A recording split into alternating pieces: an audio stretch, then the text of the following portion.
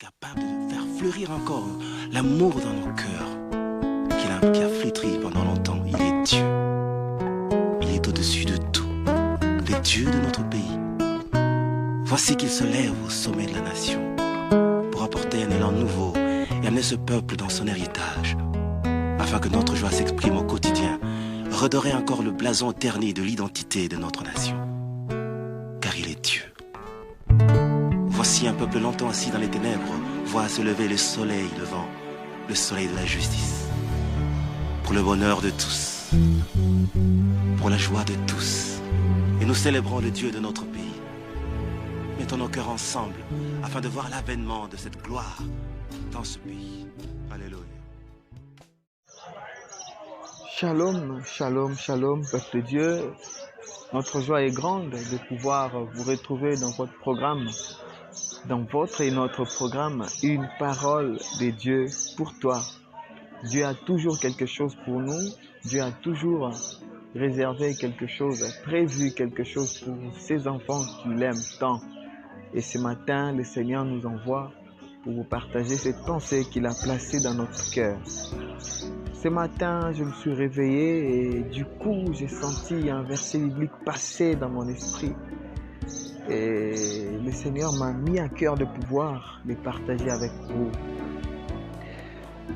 Je ne suis pas dans un endroit calme, je ne suis pas dans un endroit approprié. Vous allez sûrement entendre des gens qui vont et viennent, en train de parler de gauche à droite. Nous allons faire de sorte que nous puissions être bien auditionnés.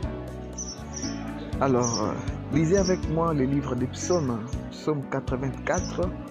Nous allons lire seulement la 12e strophe, juste dans sa partie A. Oui, le Seigneur Dieu est un soleil, il est un bouclier. J'aimerais les répéter.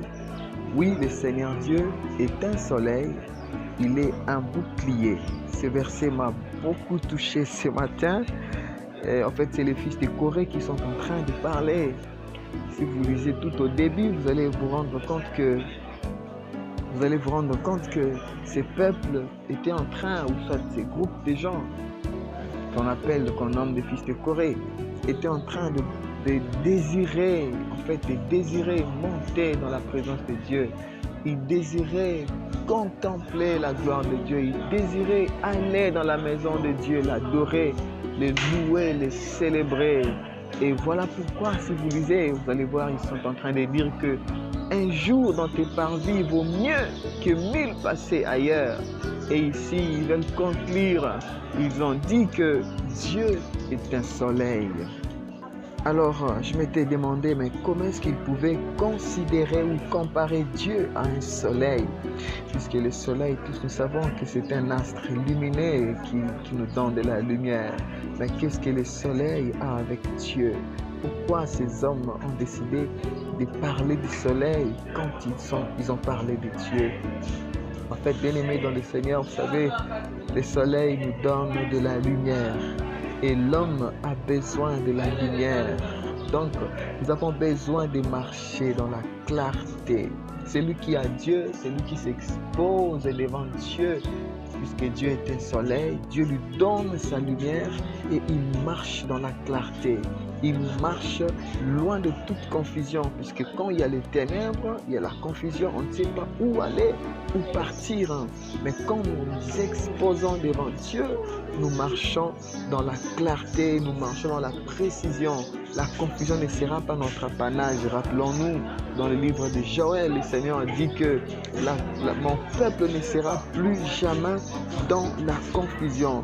Mais aussi, quand Dieu nous donne sa lumière, ça veut aussi dire qu'il nous donne de l'assurance. Nous marchons avec assurance. Nous n'avons peur de rien. Rien ne peut nous effrayer puisque nous voyons où nous allons et nous voyons où nous mettons le pied. Et le soleil ne donne pas seulement la lumière, mais le soleil nous donne aussi de la chaleur. Vous savez, le soleil, par ses rayonnements, permet à l'homme de synthétiser une vitamine très importante, la vitamine D. Cette vitamine participe à la solidification de l'os. Vous savez, quand vous avez cette vitamine, ça permet en sorte que votre os soit solidifié. Et vous savez, l'homme peut se tenir debout, l'homme peut se courber, l'homme peut marcher. C'est grâce à l'assemblage des os. S'il n'y a pas d'os, l'homme ne saura pas mouvoir, l'homme ne saura pas marcher. Alors, ce sont les os en fait, qui permettent à l'homme de bouger, qui permettent à l'homme de mouvoir. De la même manière, lorsque nous nous exposons devant le Seigneur, nous nous plaçons devant le Seigneur qui est notre soleil, la présence de Dieu nous fortifie. La présence de Dieu vient affermir notre foi, mes frères. Nous devenons solides, de sorte que plus rien ne peut nous ébranler. De sorte que même si les problèmes ou les confusions ou les combats s'élevaient devant nous, puisque nous sommes fortifiés par Dieu, nous ne tombons pas. La parole de Dieu nous dit que ceux qui se confient en l'Éternel, ils renouvellent leur force. Le Seigneur est la force pour tous ceux qui se donnent, qui s'abandonnent à lui. Mais le soleil tue aussi les microbes. Le soleil a la capacité d'éliminer, de tuer certains microbes. Vous savez, dans la vie, nous avons des problèmes, nous avons des maladies, nous avons des situations parfois qui nous affectent profondément, des situations qui parfois nous rendent malades, qui nous rendent tristes.